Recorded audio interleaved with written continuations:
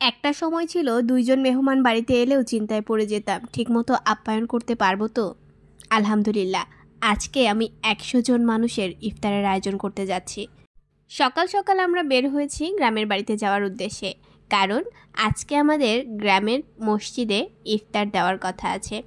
তো ওখানে আসলে গ্রামের মানুষেরা সবাই ইফতারের আগে আগে মসজিদে জমা হয় আর সবাই মিলে ওখানেই একসাথে ইফতার করে।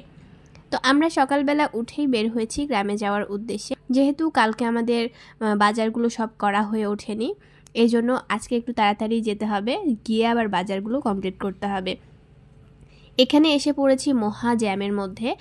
একটা আলু স্টোর আছে, সেই আলু স্টোরের আলু ঢুকছে, আর এই অবস্থায় এমনই জ্যাম সকাল সকাল যে কোনোভাবেই পার হওয়া যাচ্ছে না।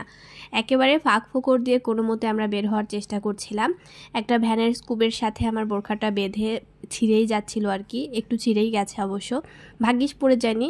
আপনাদের সকলের দোয়া এবং ভালোবাসায় আল্লাহ তাআলার অশেষ রহমতে আমরা সুস্থভাবে বাড়ি পৌঁছে গেছি।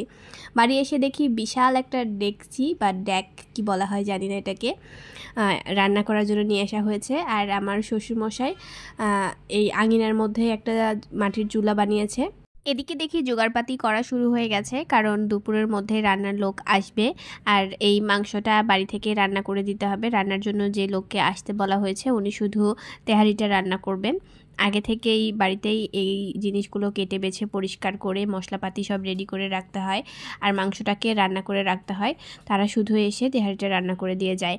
আমি বাজারগুলো ভালোভাবে দেখে নিচ্ছিলাম যে কি কি করা হয়েছে আর কি কি করা হয়নি। যেগুলো করা হয়নি সেগুলো করার জন্য আবার আপনাদের ভাইয়াকে বাজারে যেতে হবে, এজন্য আমি দেখছিলাম যে কি কি আছে আর কি কি নাই, আর কি কি করতে হবে। আমরা আমাদের সাধ্যের মধ্যে সর্বোচ্চটা দিয়ে চেষ্টা করছি যাতে সবাই ইফতার খেয়ে রোজা ভাঙার পরে খুশি মনে বাড়ি ফিরতে পারে। সবাই যেন খেয়ে তৃপ্তি পায়, আমাদের জন্য দোয়া করে।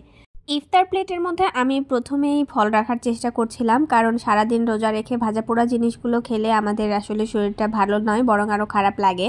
তো আমি প্রথম প্লেটে রেখেছিলাম কিছু খেজুর, বুট বুন্দিয়া, আপেল, একটা কলা এবং কয়েক পিস তরমুজ। আর তারপরে তেহারি খেয়ে তারা ফুল পেট যতটা খেতে পারবে আলহামদুলিল্লাহ ততটা খেয়ে তারা যেন পেট ভরে উঠে যেতে পারে। এখানে সবাই মিলে হাতে হাতে কাজগুলো করা হচ্ছে। আসলে এইভাবে কাজগুলো করতেও অনেক বেশি ভালো লাগে।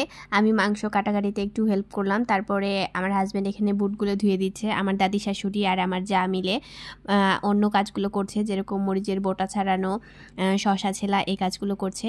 আর এই পাশে এই যে চুলা জ্বালানোর কাজ চলছে, দেখুন আমার এই জিনিসটা দেখতে অনেক বেশি ভালো লাগে।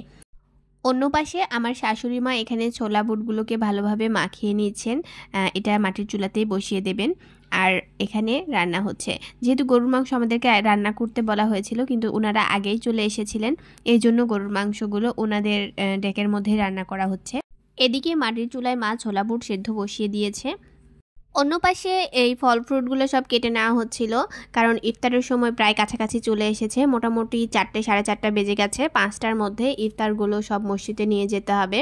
এদিকে এই তেহারিগুলো বড় বড় গামলার মধ্যে বেড়ে নেওয়া হচ্ছে, যাতে করে নিয়ে যেতে সুবিধা হয়, কারণ অত বড় ডেক্সি এভাবে নিয়ে যাওয়া যাবে না। গামলাগুলোর মধ্যে নিয়ে সব পুরুষ মানুষেরা মসজিদের উদ্দেশ্যে রওনা দেবেন। আর এই যে ছোট ছোট পলিপ্যাকগুলো করা হয়েছে, এগুলো আশেপাশের যে বাড়িগুলো আছে সেই সব বাড়িগুলোতে দিয়ে দেওয়া হবে। যেহেতু গ্রামের সব পুরুষ মানুষেরা মসজিদে গিয়ে ইফতার করে, তাই মেয়ে মানুষদের জন্য আমরা এইভাবে ব্যবস্থা করেছি। আজকের এই ব্লগটা আপনাদের কেমন লাগলো অবশ্যই জানাবেন। ধন্যবাদ।